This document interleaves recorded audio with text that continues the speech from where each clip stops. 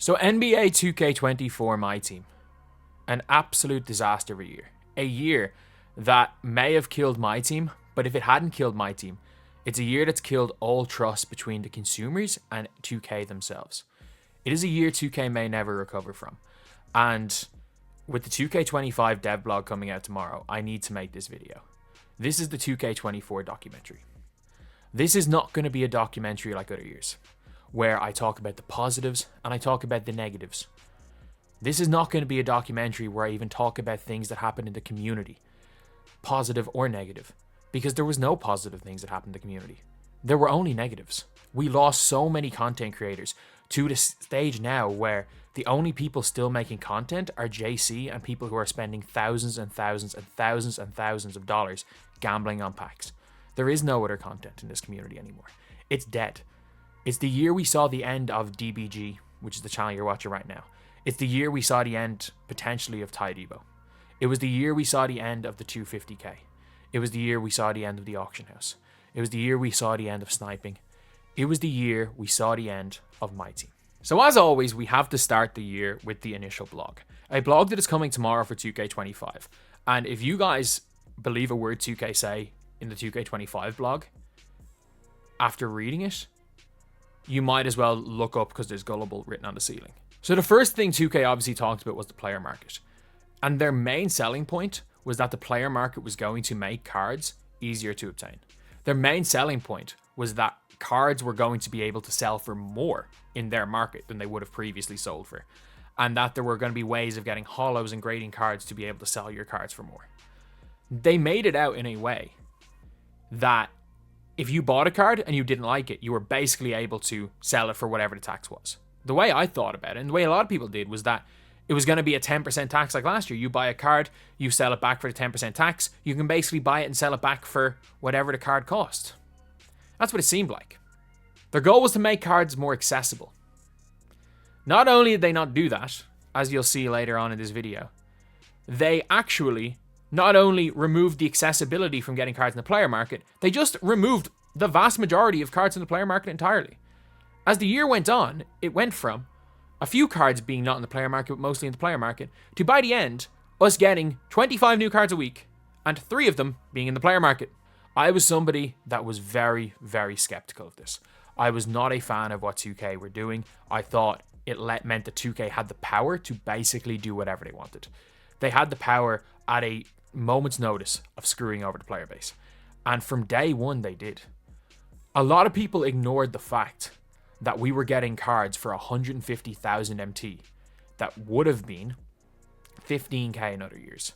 These Amethyst cards were crazy. Not only that, when you bought them and sold them, they sold for a 60% tax. The tax went from 10% to 60%. But if you were using VC, it was a lot easier to get these players. It was a lot cheaper to get these players. And that happened for a while. Up until February, the game mode became more pay to win than ever because as the seasons went on, and it actually even got worse after this, it cost more and more money to buy the cards. The cards became more expensive, and being no money spent was next to impossible, unless, of course, you got in on one of the glitches. There were 2 glitches. There was a Rudy Gobert glitch, which allowed you to buy Rudy Gobert for 1,000 MT, and you were able to sell him for, I think it was 60,000 MT. Something like that. And you could do that every single second. You could do it once a second. So people were making 15 million MT in 15 minutes and buying every single card in the game. Anyone who locked in, you got your cards. Everyone who did that's MT got set to 0. Then there was the Paul George glitch, where a bunch of people got a bunch of cards, a load of people got a bunch of MT, and it's same thing happened again. You could buy every card in the game, but your MT got reset to 0. If you bought every card, didn't lock in and sold them, you got about 3 million MT. Not a crazy amount, and not enough to even last you 3 weeks of getting the best cards. But in the 2 months after that, people blamed the Paul George glitch for everything. And 2K were rubbing their hands together, thinking, you know what? We can screw over people and people are going to blame their players, just like people blamed people buying MT for losing the auction house in the first place. Up until February, this game mode was pay to win. It was cheaper than other years because you could buy every card outright, but it was pay to win. Morally, ethically, I have no issue with that. It is a microtransaction that a company puts into the game The cards had a set value. Whether you agreed or didn't agree with the value, you could go straight out and buy them, whether it be MT or VC. They were normally not the worst MT prices. You could normally afford one high tier card a week if you earned the MT. But then the mode no longer became a MyTEAM game mode, it became a casino. So when we talk about MyTEAM, we have to look back at the very start of MyTEAM. What was the greatest thing about it? The fact that you could put LeBron, KD, Derrick Rose all on the same team. What was the biggest flaw of the first MyTEAM? Was that you couldn't really use historic players. You had to open them in packs. And the big issue with that for me was always that if you were getting these historic players, you kind of had to open the packs. But again, you could buy a pack. It was like 15 players you could get for $10. It wasn't that crazy. And also, this was during a time where there was no real badges. There was nothing. So we had silver Robert Pack, who was better than LeBron James. Silver Gerald Green. We had bronze Orlando Johnson, if you guys remember back that far, who was an absolutely dominant player. And as the years went on, the game mode became, as much as it did become more expensive to get the top tier cards, we always saw the budget cards. This time, 2 years ago, Luka, who's the best card in the game, was 3,000 MT. This time, 3 years ago, you could buy a full Invincible squad, which is the equivalent of GOATs right now, for 100k MT, which was attainable in one day. You could come into the game and you could get, within an hour, a plethora of choice of 199 overall cards. That's gone. From All-Star Weekend, that game mode that we knew no longer existed. But this was the day everything changed. This was the day that 2K turned a video game into a casino. On this day, you could no longer buy the best cards in the game. And that remained till the end of the year. Every single season, people thought, 2K are going to let us buy the cards now. 2K are going to let us buy the cards now. They're going to let us buy the cards now. After that, at no stage in the year was the best LeBron, KD, Giannis, Wemby, trying to think who else are big names, available without gambling. Never again did we see a Michael Jordan. If you wanted a Michael Jordan at the end of the year and you wanted to go and buy one, obviously there was a free challenge for one. The cheapest Michael Jordan by the end of the year was 90,000 MT.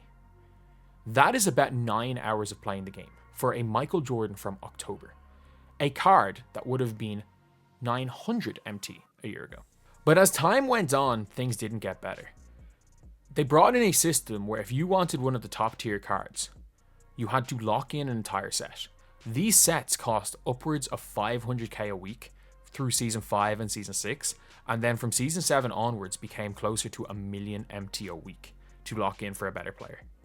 They brought in 100 overall cards, which were literally just worse versions of what Invincibles used to be. They were nothing new, they just brought in a random tier that made no difference to the game. And they then made it so that you would have to lock in a bunch of players you would never use to go and get a better player. And in previous years, you might be saying, they've done this before. No, you would lock in a set and you would get a headliner or a lock-in who was often the best card in the game. In this year's game, you locked in an entire set to get a 1 in 5 chance of a higher tier player in a pack that was heavily rigged for you to get one of the 2 to 3 worst players. So you would see constant people who locked in for scrub opals, scrub dark matters, scrub 100 overalls. Very rarely did you ever see the best of them. And very rarely did you ever see anybody use a card they bought. This effectively made MT, the currency, useless. The currency meant nothing anymore. Back in the day, if you had 5,000 MT, at any stage in the game, you could go into the auction house and you could either buy a lower rated version of one of your favorite players, or you could go and look up a DBG or a Ty Debo video and you could see who the best players under 5k were. There were always options throughout the years. We had Wesley Person in 23, and 23 was the worst year for it. In 2k22, there were so many guys. Like, throughout the year, I remember going on a 30-game win streak in Unlimited with my entire team costing less than 10,000 MT. This was a thing back in the day. And this year, 10,000 MT cannot get you a day 1 Ruby. As the year went on, it became more and more egregious.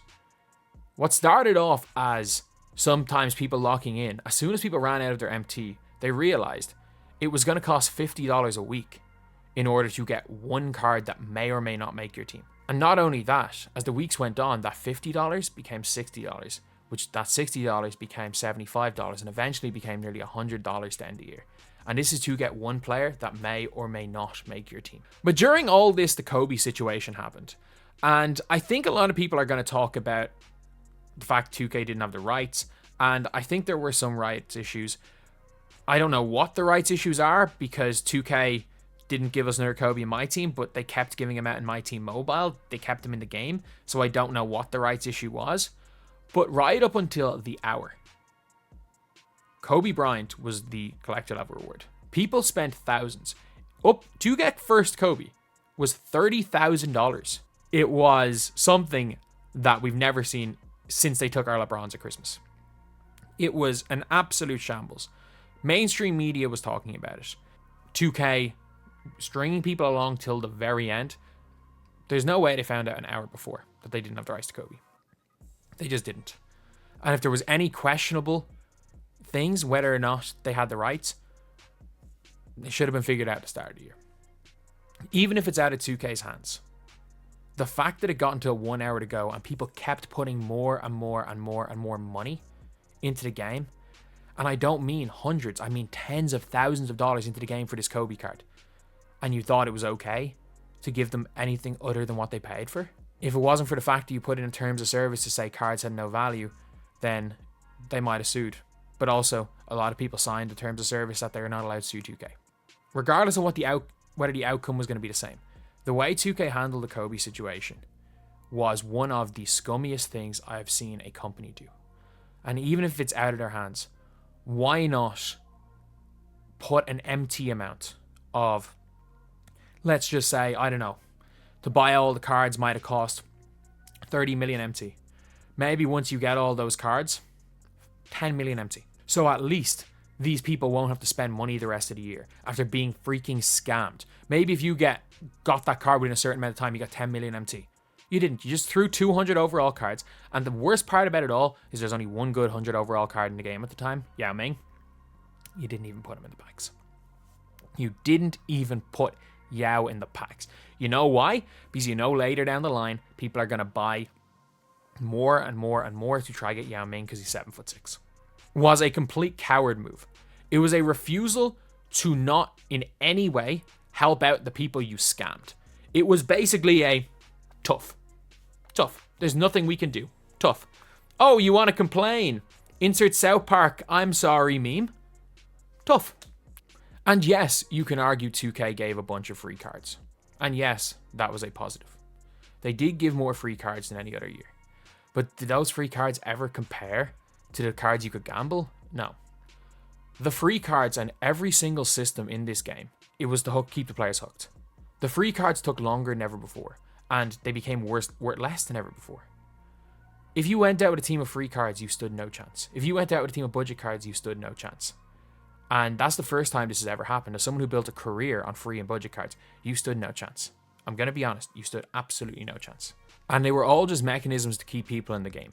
If they were going to give you a free card that was an absolutely incredible, like high overall, they would make sure that card sucked. And not only that, they took all the card collecting, they took all the team building out of MyTEAM.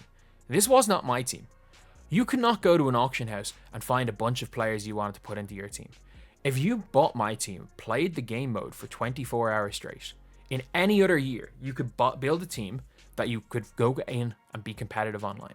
There were times where, yes, you could get, if you play 24 hours straight, you could get 4 or 5 players in those free grinds through season 5, 6, and 7. You could get those players. But if you went into the player market, 24 hours straight playing, I'm not joking, you could not buy one card above a pink diamond. And pink diamonds, they intentionally made them bad.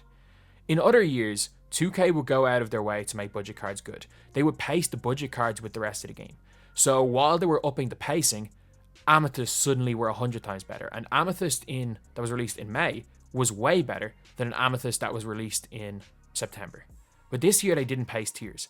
A pink diamond that was released in December was better than any pink diamond that was released in June. Pink Diamond Kobe, you could argue, is the best Pink Diamond in the game. He came out in December. There were no pacing of tiers. And not only that, they increased the price of every single tier as we went up. By the end of the game, we were getting cards that would have been 5,000 MT last year for 300k.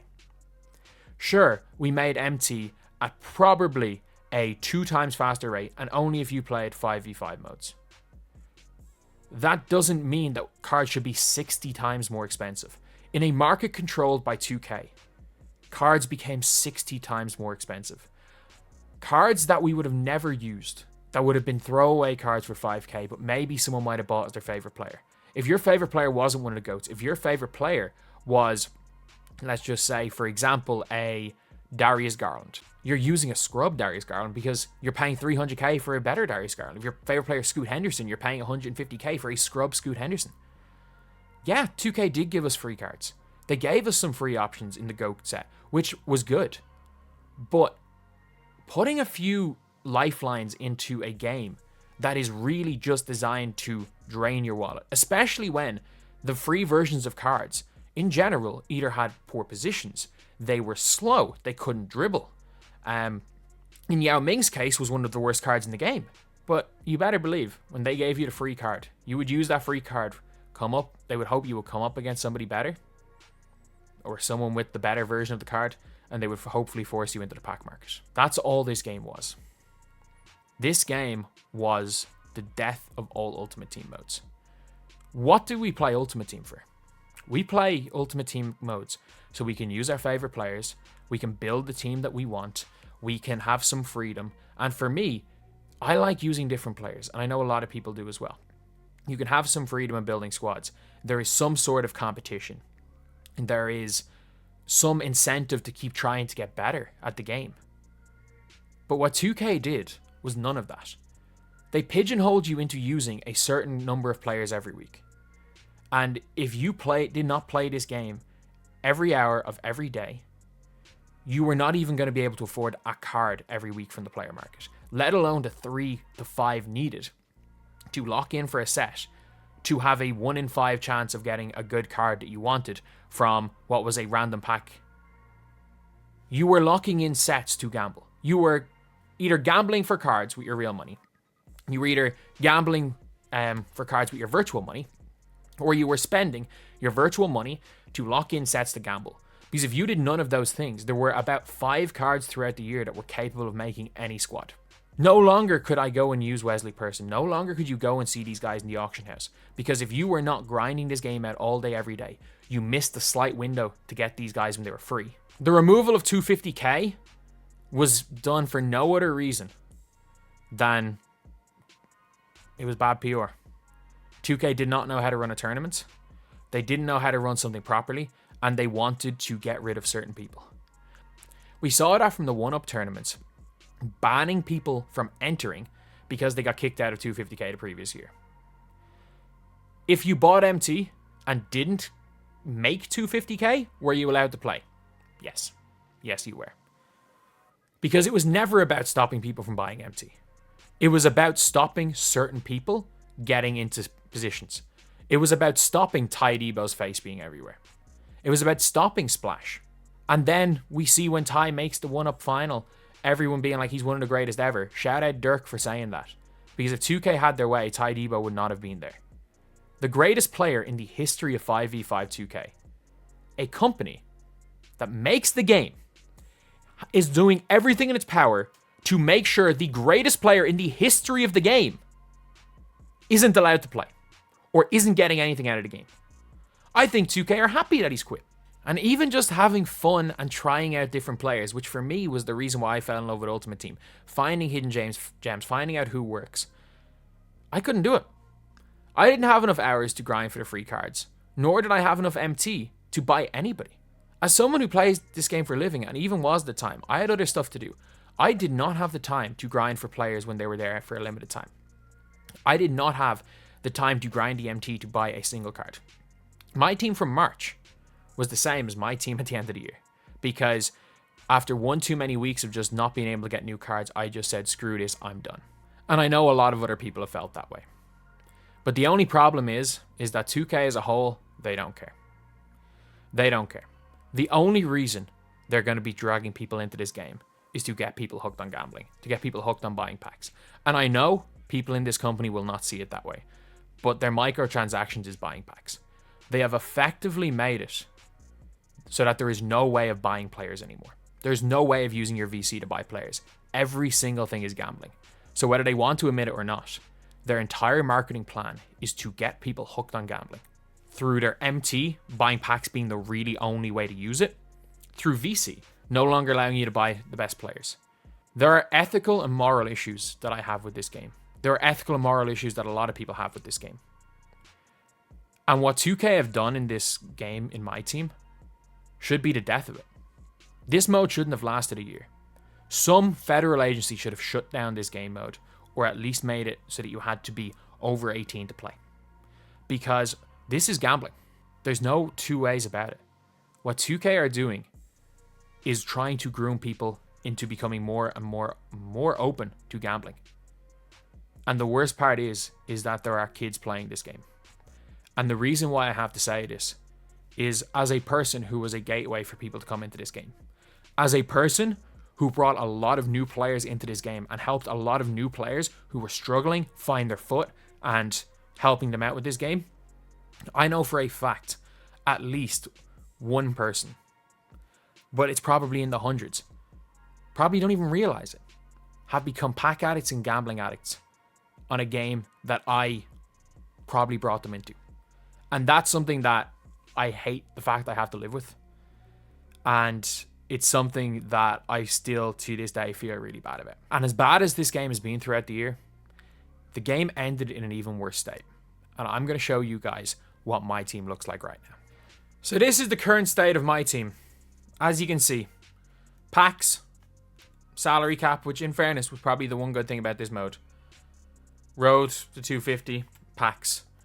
If you want to go into the player market, as someone with 90,000 MT, I want to find the last player that I can buy. So this is 90,000 MT, is about 10 hours worth of playing this game. So I want to keep scrolling. The last player that I could buy was from Splash Zone, which was Season 7. The most recent player that I could buy was in Season 7. I know I have 128k VC. That's not going to be spent. But there are still cards up. A Scrub Brian Scalabrine, Jonathan Bender, and Mirasan. 315k. If you go to my collection, I got a couple of free players. I think I got Jamal Murray. I can't even remember where I got some of these guys from. Like, I think I got Sar from a free pack. Like, this is my team. I spent so much time grinding on this account. I spent so much money on this account. Sorry, this is my money spent account. For that. For nothing. If I want to go out online with a team that I spent, again, a lot of money on, I'd have nothing. I'd be screwed. I'd be absolutely screwed. I wouldn't win a game. If I wanted to go to agendas, I need to win 400 clutch time offline games for anything. This was the time every year where we would come back into MyTEAM and we would just go out there and use our favorite cards. This is on an account where I've spent over €1,000. I'm embarrassed to say I did, but I spent over €1,000 on this account.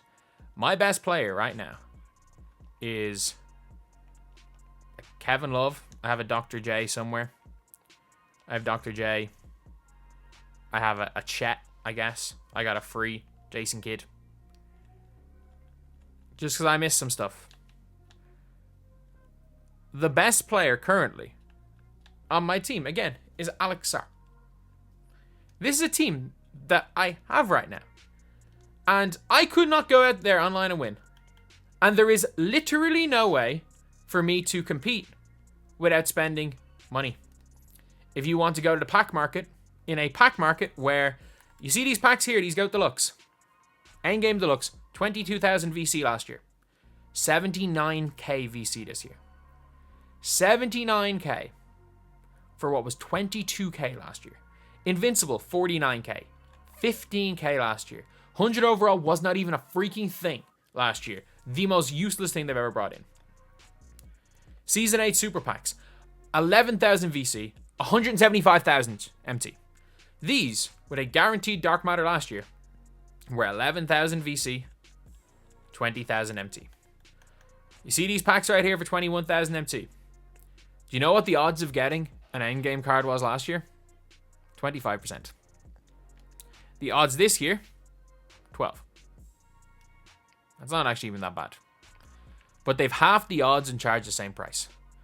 They've halved the odds, charged the same price, and for guarantees, you are now spending 4 times as much. And again, you are spending 8 times as much on this pack right here. Because they've decided that they wanted to make 99 overalls 315k, and they don't want people farming MT due to the player market. For people wondering why this pack is so expensive at MT, it's the player market. So we're now at a point in the game where we are at the end of August, and in a normal 2K year, if you wanted to play this game from the start of August, end of August, whenever it was, you could just very easily go boot up the game, have a good squad like that, and you can go and play. I have put €1,000 into this game. I have no sellable cards. I have no usable cards, really. And I have no ability to get any cards without spending real life money. That is the final state of the MyTEAM game mode. This is not the state the game was at times. This is the final state of the MyTEAM game mode. An absolute embarrassment from 2K. And you guys know we're ending this video on a song.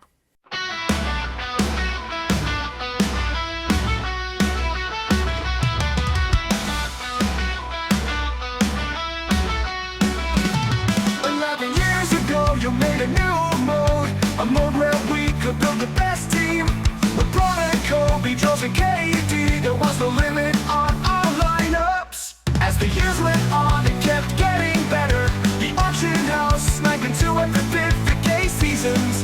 My team was on top, but what did you do, 2K? You had it all and you blew it.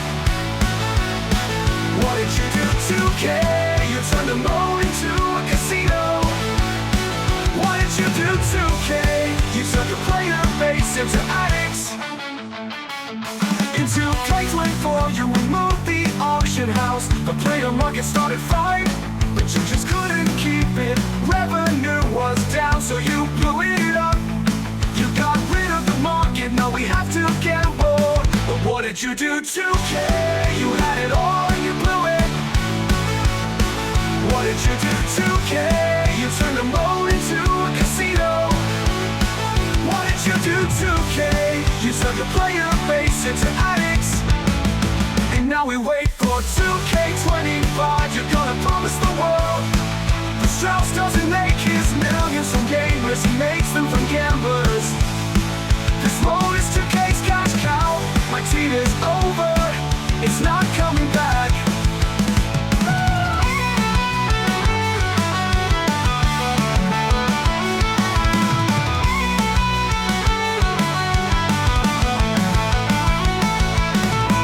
What did you do, 2K? You had it all and you blew it. What did you do, 2K? You turned the mode into a casino. What did you do, 2K? You turned the player